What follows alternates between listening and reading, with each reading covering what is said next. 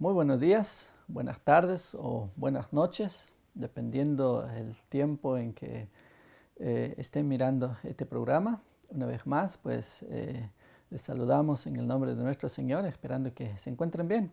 Gracias por la oportunidad de dejarnos entrar una vez más en la comunidad de sus hogares o donde estén viendo este programa. Y qué linda oportunidad tenemos una vez más para estudiar la palabra de Dios.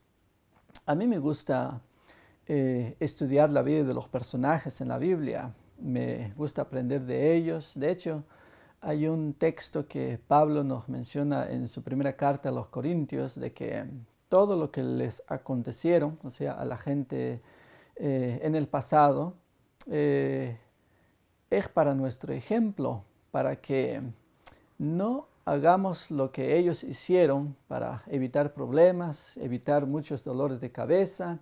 Y entonces al estudiar la vida de esas personas o los personajes de la Biblia, podemos aprender muchas cosas. Y entonces a mí me gusta estudiar la vida de ellos y de alguna u otra manera sus vidas en la parte positiva nos enseñan cosas buenas que nos ayudan para hacerlo mejor para nuestra vida. Y también lo que ellos hicieron negativo también nos ayuda a evitar cosas que nos pueden traer problemas en la vida.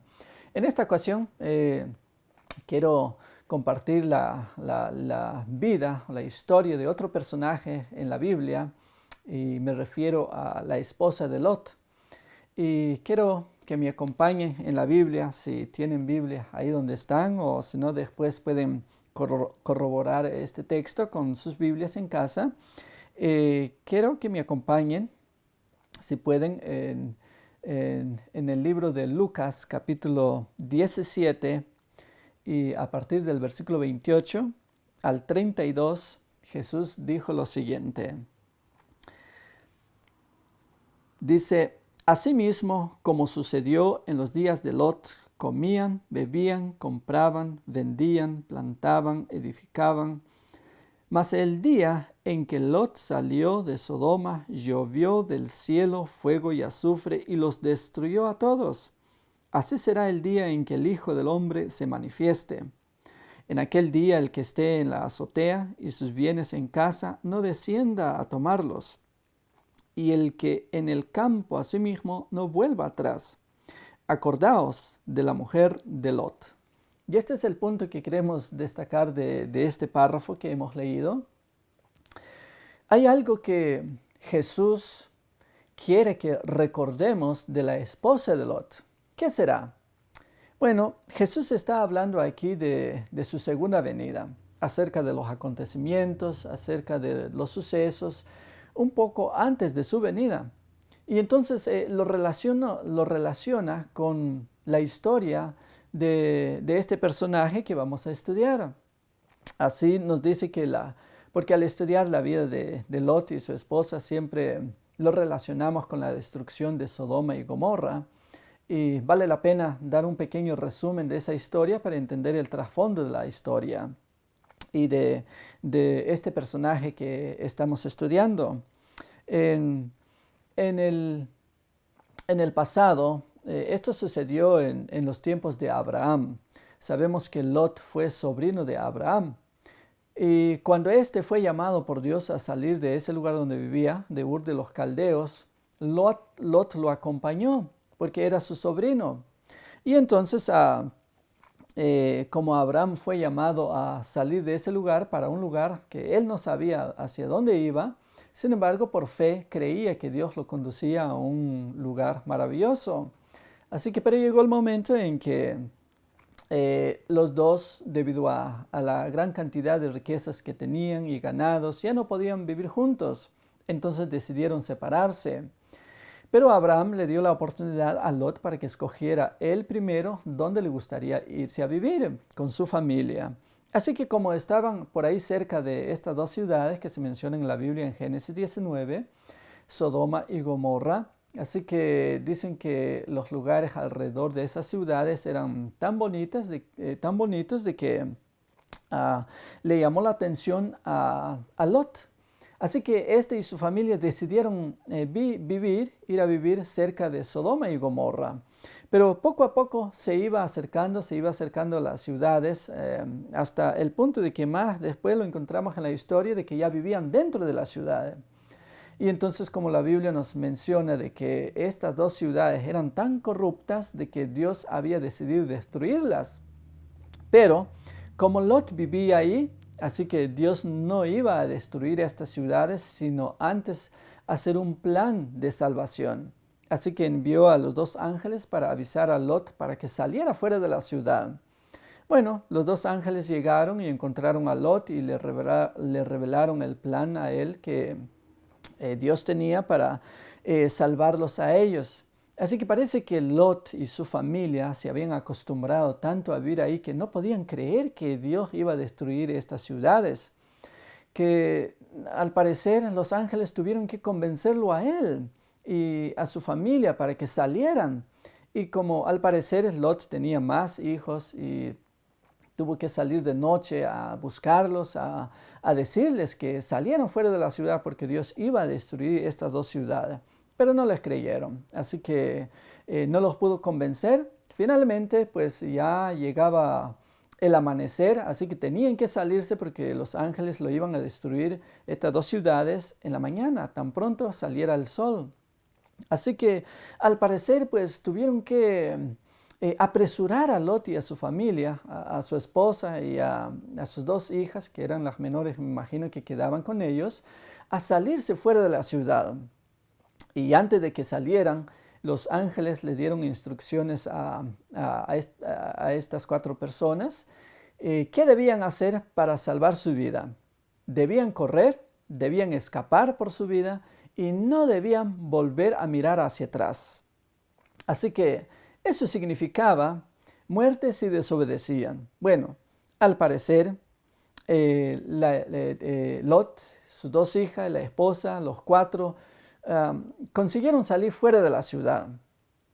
Pero, aunque salieron fuera de la ciudad, su esposa, la esposa de Lot, que es el personaje para nuestro estudio en esta ocasión, aparentemente obedeció, pudo salir, pero al parecer es como si no hubiese salido, porque si hubiese decidido quedarse en la ciudad, habría muerto seguramente. Pero haber salido también murió. Porque cuando volteó a ver para atrás, se convirtió inmediatamente en una estatua de sal.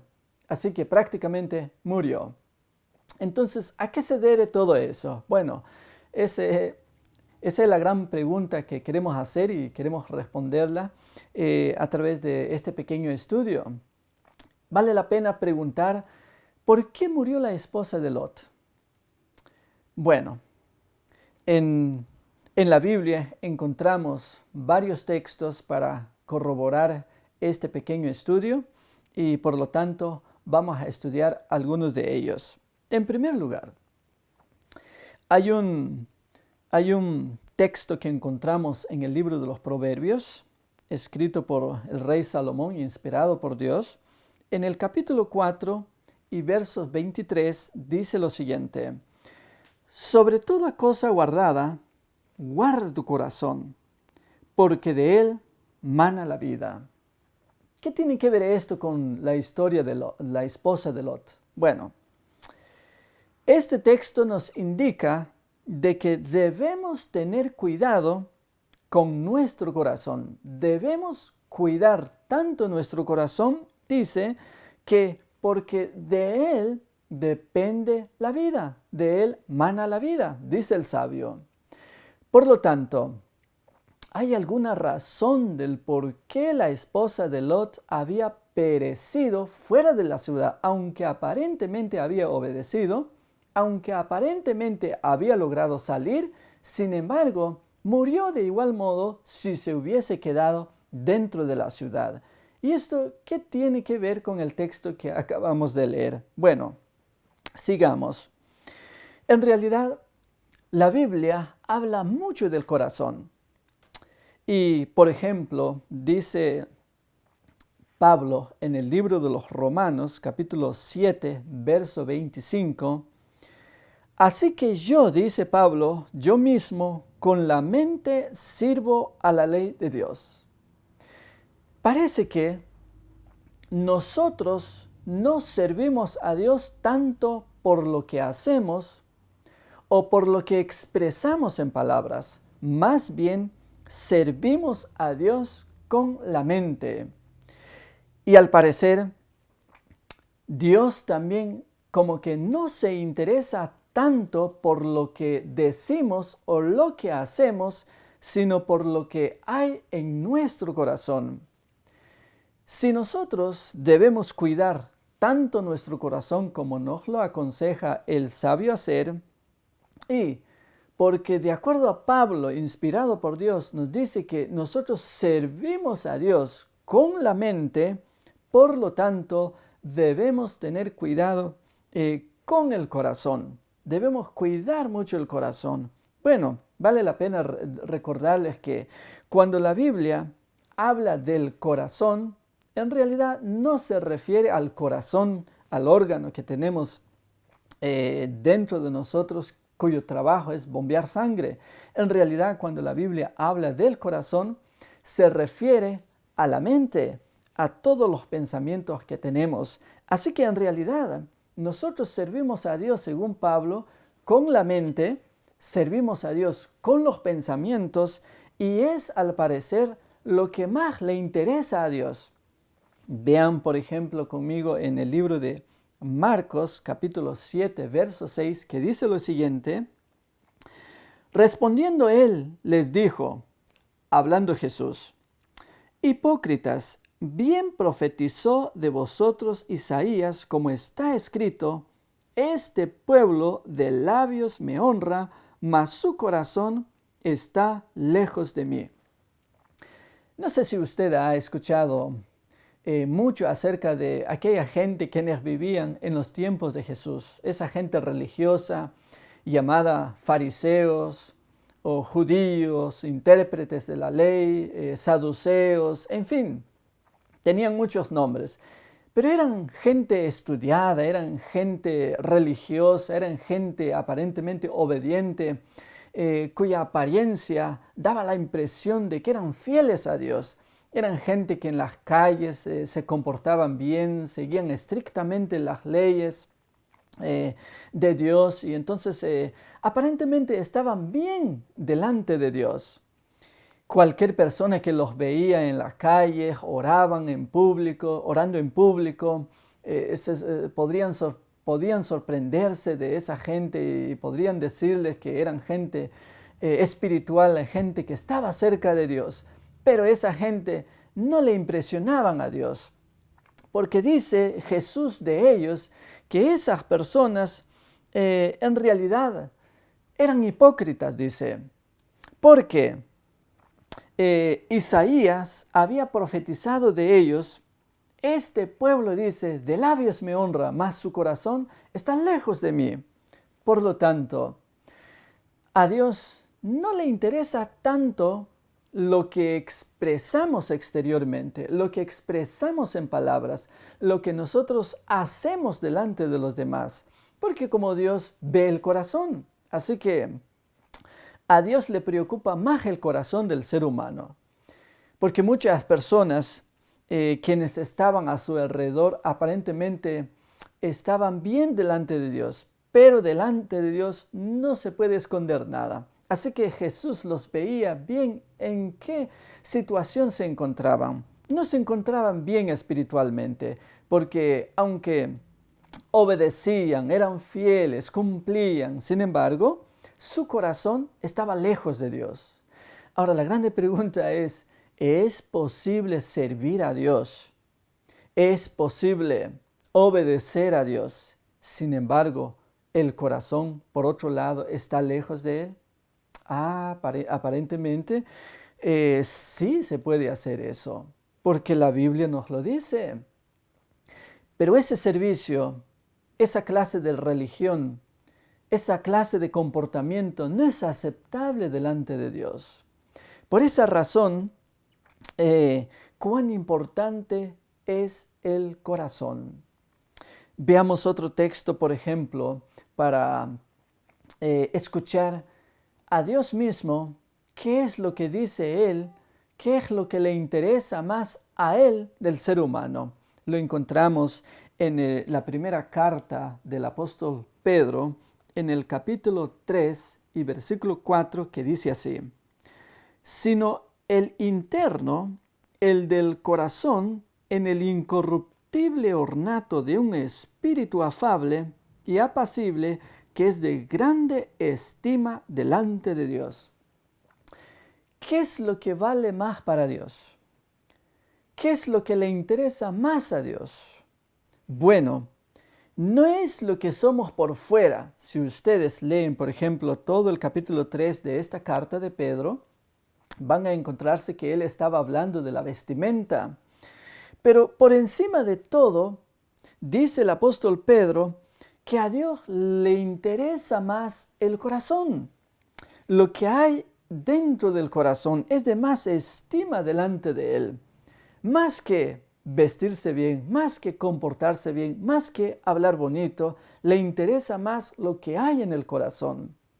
Bueno, no quiero que me malentiendan. No quiere decir que no es importante comportarse bien, no quiere decir que no es importante hablar bien, no quiere decir que no es importante obedecer a Dios y comportarse bien delante de Dios. Todo eso tiene su lugar. Pero no le sorprende tanto a Dios que nosotros nos comportemos bien a menos que nuestro corazón esté con Él. Eso es lo que le interesa más a Dios. Bueno, ¿por qué nos estamos dando una vuelta para entender en realidad qué fue lo que pasó con la esposa de Lot? Bueno, esto es muy importante porque entender el corazón, cómo es el corazón del ser humano, por qué Dios le interesa más el corazón, es vital en este estudio, tanto como en la vida cristiana. A muchas personas que en la vida cristiana le da importancia más a cosas o a doctrinas, a religiones. Se les olvida de que a Dios no le interesa tanto esas cosas, sino más bien el corazón. Y entonces ahora, ya que a Dios le interesa más el corazón, vayamos a ver entonces qué clase de corazón tenemos para que Dios le interese tanto. Bueno, en Jeremías capítulo 17, versículo 9, dice lo siguiente: engañoso es el corazón más que todas las cosas y perverso, ¿quién lo conocerá? Bueno, ¿cómo es tu corazón? ¿Cómo es mi corazón? Si yo te dijese, o fuese yo quien te haya dicho, o que te dijese que tienes un corazón malo, eres malo, yo creo que te molestarías conmigo. Pero es Dios quien nos dice qué clase de corazón tenemos nosotros, todos los seres humanos, sin la excepción de ninguno.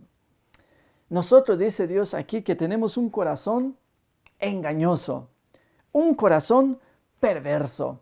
Y hace una pregunta: ¿quién lo conocerá? O sea que ni siquiera nosotros mismos conocemos qué clase de corazón tenemos. Solamente Dios puede conocer ese corazón que tenemos nosotros. Entonces, no podemos confiar en nuestro corazón porque es engañoso. Porque a veces nos hace sentir que estamos bien cuando en realidad no lo estamos.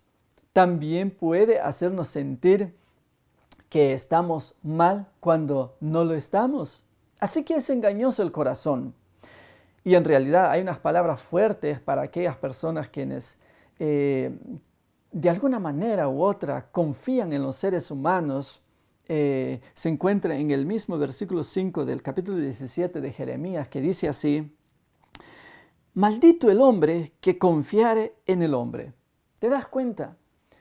No podemos confiar en el ser humano porque el ser humano tenemos un corazón perverso. Y de ahí que no podemos confiar en los seres humanos. Pero el versículo 7 nos dice ahí mismo: bendito el varón que confiare en Jehová. Así que no podemos confiar sino solamente en Dios. Solamente podemos elevar la Biblia por encima de cualquier libro, cualquier comentario, cualquier religión, iglesia, porque es la única fuente de toda verdad, porque es la palabra de Dios. Y Dios nunca nos puede engañar, no nos va a fallar. Los seres humanos nos fallan, nos equivocamos nosotros, pero Dios no, y su palabra no se equivoca. Así que no podemos confiar en los seres humanos, ni siquiera podemos confiar en nosotros mismos. Hay un capítulo dedicado por Isaías, por ejemplo, en el capítulo 1 de su libro, acerca del corazón, en qué condición nos encontramos. Dice Isaías que desde la planta de nuestros pies hasta la cabeza estamos enfermos. Todos estamos enfermos del pecado. Así que, ¿en qué condición nos encontramos? En una condición muy triste. Estamos muy lejos de Dios. Así que no podemos confiar en nuestro propio corazón, porque es un corazón perverso, es un corazón engañoso. Por ejemplo, se preguntará usted, ¿de dónde vienen, por ejemplo, todas las guerras que vemos, los problemas que enfrenta el mundo actual? Santiago también hacía esa pregunta y vale la pena leerlo en la Biblia. En Santiago, capítulo 4, versículo 1, dice lo siguiente: ¿de dónde vienen las guerras y los pleitos entre vosotros? ¿No es de vuestras pasiones las cuales combaten en vuestros miembros? ¿De dónde vienen los problemas? ¿De dónde vienen las guerras? Muchos podrían decir, los peores enemigos de este país vienen del Oriente. Y si preguntásemos a los del Oriente, ¿de dónde vienen sus enemigos? ¿Dónde están sus peores enemigos? Dirían, vienen del norte. Y los del norte dirían, vienen del sur. Y así, siempre vemos que los peores enemigos vienen de lejos, pero en realidad los problemas no vienen de lejos, los enemigos no vienen de lejos. ¿Saben algo? Alguien dijo esto una vez, que los peores enemigos del hombre están dentro de sí. No vienen de lejos. No sé si usted ha escuchado alguna vez la historia de Martín Lutero. Este monje, cuando se levantó a protestar contra la iglesia popular de su tiempo y comenzaron a perseguir, lo querían matar. Así que lo citaron una vez ante la Corte Suprema, ante los dirigentes de la iglesia en aquella época, que también no solamente eran líderes religiosos, también eran líderes políticos. Así que si él comparecía ante ellos, era muerte seguro. Sin embargo, él decidió de todas maneras ir. Y entonces, mientras él iba, alguien se le acercó y le preguntó, ¿no tienes miedo de ir? ¿No tienes miedo de comparecerte ante esa gente? ¿Saben qué respondió Martín Lutero? Dijo, yo tengo más miedo de mi propio corazón que de todos los obispos de Roma. En realidad tiene una gran verdad lo que dijo Martín Lutero. Es que el peor enemigo del ser humano no viene de afuera, está dentro de sí. Es el corazón, ese es el problema. De ahí surgen todos los problemas, las guerras, las divisiones que vemos en todo el mundo. No solamente es en un país, en todo el mundo. El mundo enfrenta tantos problemas, guerras, tantos problemas políticos. Pero ¿de dónde surgen esos problemas? Del corazón del ser humano. No viene de lejos. Bien lo dijo Jesús en el capítulo 15 del libro de Mateo y versículo 19 dice, porque del corazón salen los malos pensamientos, los homicidios, los adulterios, las fornicaciones, los hurtos, los falsos testimonios, las blasfemias, en fin, sigue una lista larga ahí. El corazón del hombre es como un tesoro que guarda cosas buenas y cosas malas. De ahí salen todas las cosas buenas, pero también de ahí salen las cosas malas. Así que el problema es el corazón. Y muchas personas quienes en realidad no entienden la raíz del pecado, creen que el problema del ser humano es que se comporta mal. Y entonces, cuando se comporta mal, comete errores, es ahí cuando peca delante de Dios. Pero la Biblia nos dice algo diferente con relación al pecado. ¿Qué es el pecado? No es solamente hacer cosas malas, es parte de eso. Sin embargo, el pecado es más que hacer cosas malas. Dice Juan en su primera carta, capítulo 3, versículo 4, todo aquel que peca, dice, infringe también la ley, porque el pecado es infracción de la ley. O sea que es pecado cometer errores, ir en contra de la ley. Pero no se queda ahí. Aparte de que es pecado cometer errores e ir en contra de la ley, el pecado es más que eso. Y lo podemos leer en otro capítulo escrito por Mateo, por ejemplo, en el capítulo 5, verso 28, dice Jesús: pero yo os digo que cualquiera que mira a una mujer para codiciarla, ya adulteró con ella en su corazón. Así que el pecado no es solamente hacer acciones malas. No necesitamos llevar a la acción lo malo que nosotros pensamos, sino que basta con pensarlo y ya se convierte en un pecado delante de Dios. Así que, ¿qué es pecado? Es más que hacer cosas malas. Nosotros no nos convertimos en pecadores porque nos comportamos mal, porque hacemos cosas malas. Más bien, hacemos cosas malas porque ya somos pecadores. Para ser pecadores, no necesariamente tenemos que hacer cosas malas, basta nacer y ya somos pecadores. Así que, por eso Jesús nos dice que basta pensar algo malo y ya se convierte en un pecado.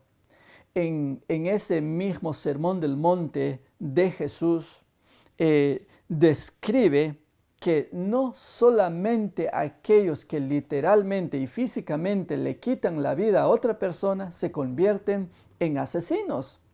Jesús dijo en el Sermón del Monte que cualquiera que se enojare contra su hermano locamente ya cometió homicida, ya asesinó. Entonces está muy claro de que el problema no son los hechos, sino más bien lo que hay en el corazón. Así que nuestro corazón, como lo dijo Jesús, es como un tesoro. Ahí están todas las cosas buenas y malas. Y entonces nosotros no nos convertimos en malos hasta que hacemos algo malo, sino más bien hacemos cosas malas porque ya somos malos por naturaleza. Entonces, todo eso que tenía que ver con la historia, con el personaje que estamos estudiando en la historia de la esposa de Lot. Bueno, al rato vamos a llegar al punto, pero quiero recordarles otra historia del Antiguo Testamento, de otro personaje, tal vez no muy conocido, pero se llama Ana. ¿Se acuerdan de ella? Ella fue la mamá del profeta Samuel.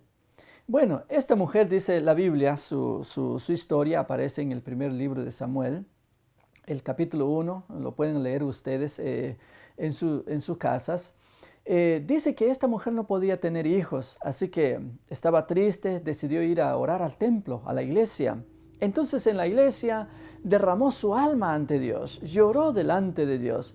Pero algo interesante que dice uno de los versículos del capítulo 1, el versículo 13, por ejemplo, dice que ella hablaba en su corazón, solo movía sus labios, no se oía lo que decía, Pero interesante de que lo que ella expresaba en su corazón directamente a Dios, lo que ella pensaba y se lo comunicaba a Dios sin expresarla en palabras, Dios dice que oyó su oración. Y más adelante nos damos cuenta por qué oraba ella. Ella oraba por un hijo.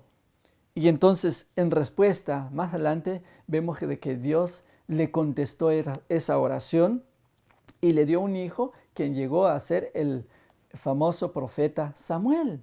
Así que, qué interesante de que aún el sacerdote quien observaba a esta mujer orando en el templo la tuvo por ebria. Sin embargo, ella le contestó a él que no estaba borracha, más bien había derramado su alma delante de Dios.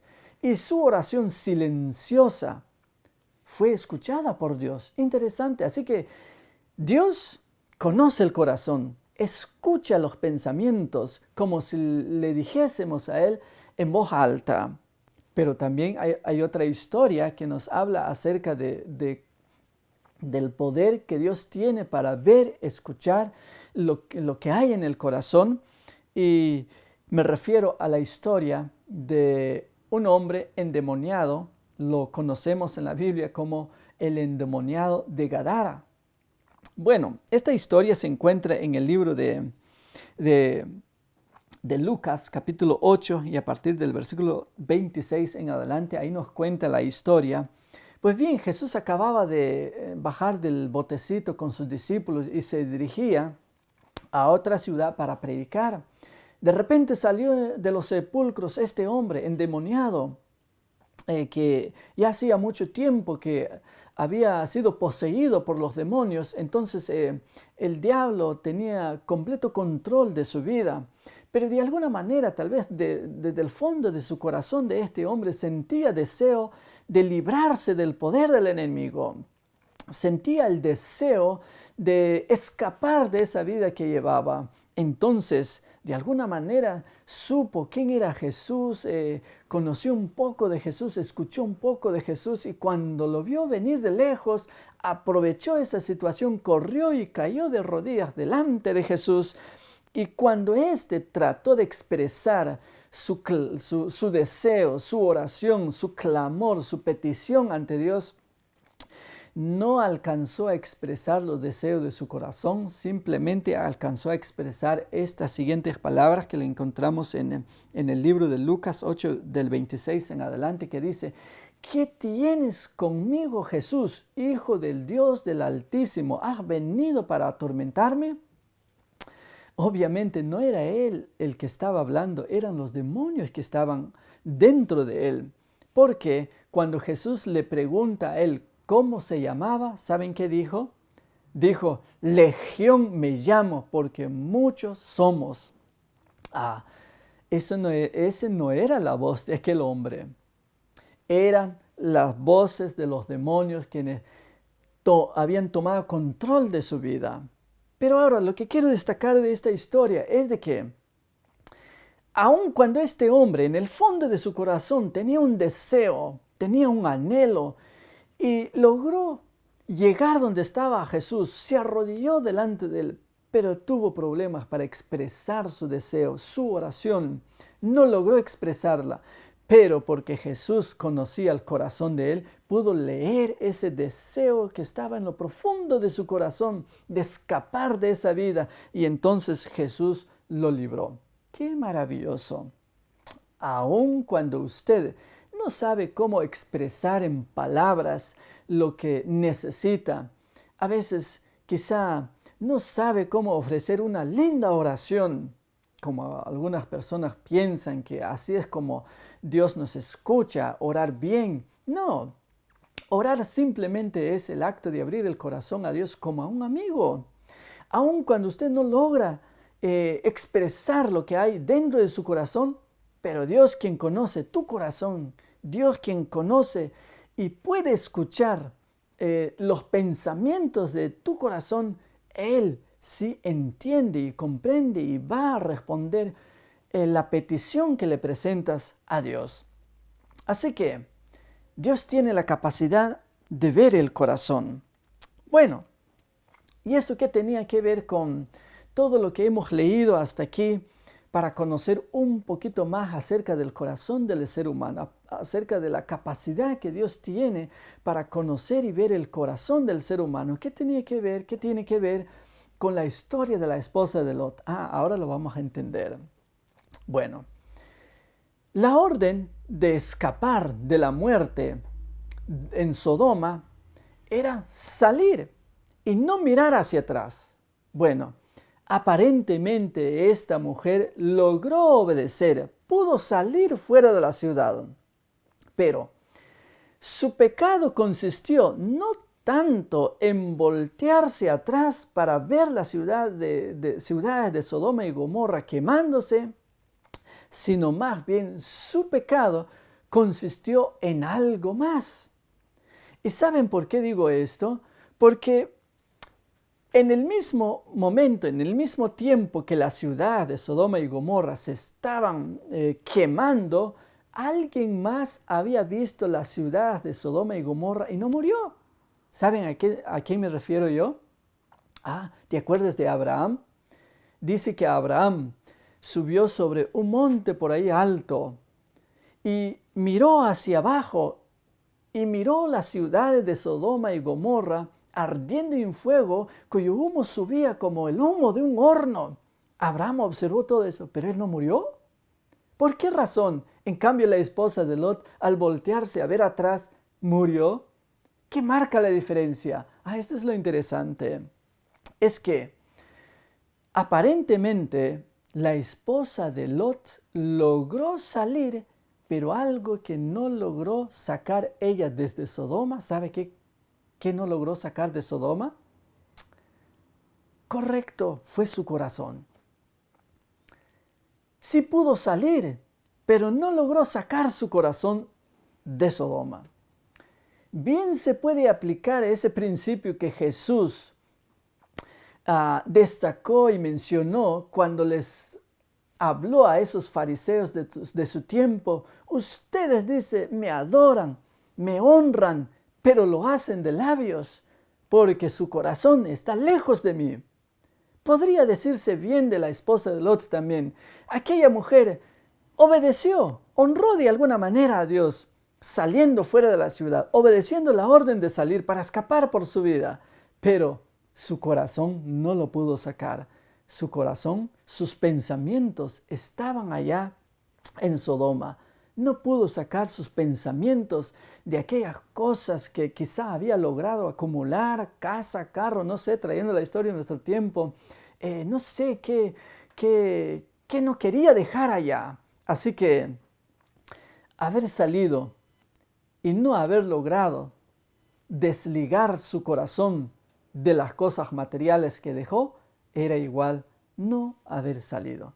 Por esa razón es que ella pereció de igual manera como hubiese perecido si no hubiese salido de Sodoma.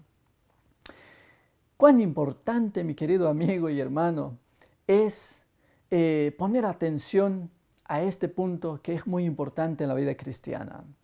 Saben, los cristianos, los líderes religiosos, a veces le damos más importancia al comportamiento, a la obediencia externa, al testimonio personal. Yo no digo que eso no es importante, tiene su lugar. Pero ¿saben qué va primero? ¿Qué le interesa más a Dios? Jesús lo dijo de otro modo en el libro de San Juan, capítulo 14 y versículo 15, si ustedes lo leen conmigo en su Biblia, dice lo siguiente: si me amáis, guardad mis mandamientos. O sea que, ¿qué va primero? Para Dios lo primero es el corazón. En otras palabras, tu amor por Cristo es lo primero y es lo más importante. Tan importante para que Jesús que la obediencia va después. En otras palabras, Jesús nos diría algo así: si tú me amas, entonces obedézcame, pero si tú no me amas, yo no quiero que me obedezcas.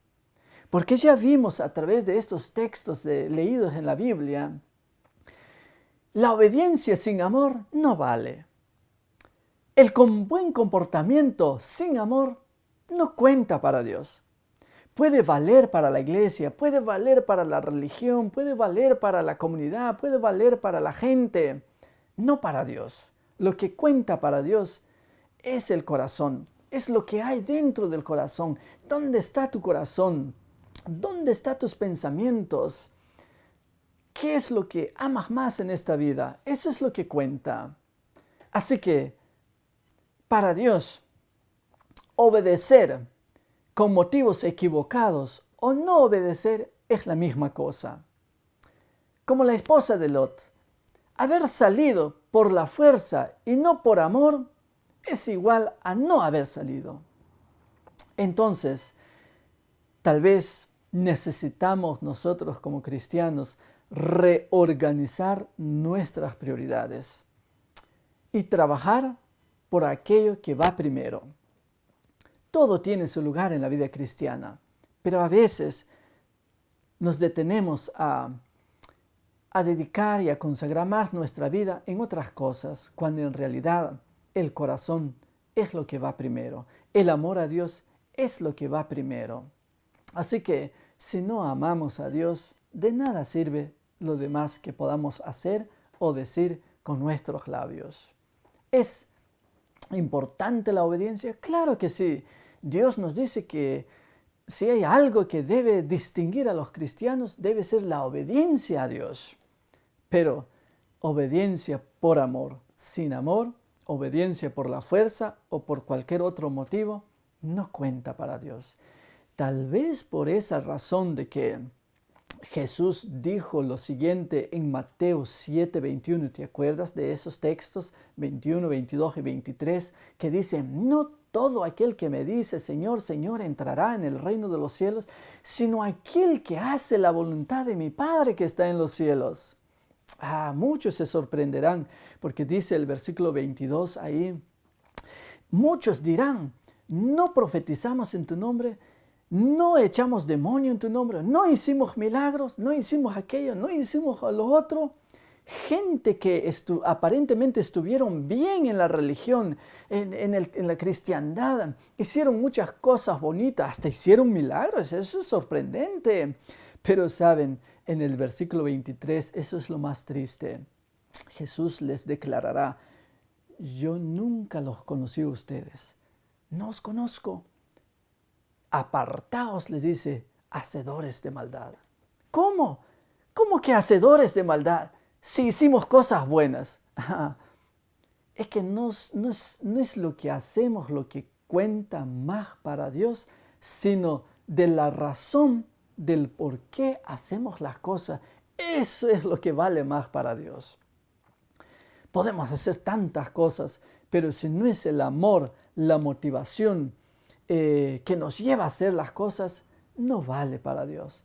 Por lo tanto, podríamos resumir la vida cristiana ilustrándola de una manera tan sencilla como una pareja que comienza a enamorar y de repente llega el amor y se aman esas personas y se casan, pero nunca serán felices si no es el amor lo que los llevó al matrimonio. Así es con Cristo también. Muchas veces hay gente que logra asistir a una iglesia, logra de alguna manera estudiar la Biblia, hacer algo bueno, pero sus motivaciones no es el amor. Por lo tanto, no cuenta para Dios. Así que, ¿qué es lo más importante ahora entonces? ¿Por qué fracasó? ¿Por qué se perdió la esposa de Lot? ¿Y por qué muchos, dice Jesús en Lucas, se perderán en el futuro? Simplemente no entendieron la verdad con relación a lo primordial, a lo que Dios exige, a lo que Dios pide, a lo que Dios espera de nosotros. Así que, por eso, en el Sermón del Monte, Jesús dijo lo siguiente, en el capítulo 5 de Mateo, versículo 8, bienaventurados los de limpio corazón, porque ellos verán a Dios. ¿Quiénes van a ver a Dios? ¿Quiénes irán finalmente al cielo? ¿Los que hicieron muchas cosas como Mateo 7:22? No. aquellos que tenían un corazón limpio. ¿Y se acuerda a qué se refiere la Biblia cuando habla del corazón? Se refiere a la mente y a los pensamientos. ¿Dónde están nuestros pensamientos? ¿Dónde está nuestro corazón? Por eso, la invitación de Dios a través del sabio Salomón es lo siguiente. Proverbios 23-26 dice lo siguiente: Dame, hijo mío, tu corazón y miren tus ojos por mis caminos. Interesante. Dios no pide tus talentos primero, Dios no pide tus bienes, no pide diezmos, no pide las ofrendas, que son muchas cosas que tienen su lugar en la vida cristiana. Sin embargo, ¿qué es lo que pide Dios? Dice, dame tu corazón. Ya que de acuerdo a la Biblia, de acuerdo a lo que hemos estudiado, tenemos un corazón malo, un corazón engañoso, un corazón perverso. No podemos confiar en nuestro corazón y no podemos confiar en el ser humano, solamente podemos confiar en el Señor. Ya que tenemos esa clase de corazón, entonces, ¿por qué no le devolvemos nuestro corazón a nuestro Creador? No lo podemos cambiar, pero Él sí lo puede cambiar. Entonces, la invitación del Señor a ti, mi querido amigo y hermano, es que le entregues tu corazón.